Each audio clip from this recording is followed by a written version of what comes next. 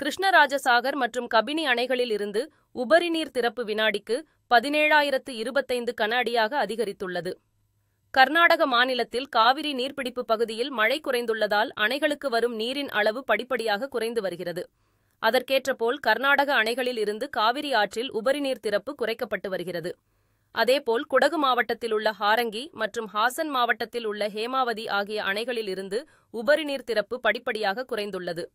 இதனால் மண்டியா மாவட்டம் ஸ்ரீரங்கபட்டண தாலுகாவில் உள்ள கிருஷ்ணராஜசாகர் அணைக்கு நீர்வரத்து 12,806 கன அடியாக நேற்று இருந்த நிலையில் இன்று 17,403 கன அடியாக உயர்ந்துள்ளது.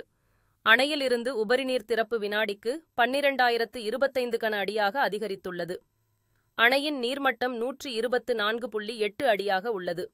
இதேபோல் கபினி அணைக்கு நீர்வரத்து வினாடிக்கு 6,471 கன அடியாக நேற்று இருந்த நிலையில் இன்று 6,020 கன அடியாக சரிந்துள்ளது. அணையில் இருந்து உபரிநீர் திறப்பு வினாடிக்கு 5,000 கன அடியாக குறைக்கப்பட்டுள்ளது. அணையின் நீர்மட்டம் 84 அடியில் 83.4 அடியாக உள்ளது. இரு அணைகளில் இருந்து உபரிநீர் திறப்பு வினாடிக்கு 17,025 கன அடியாக அதிகரித்துள்ளது.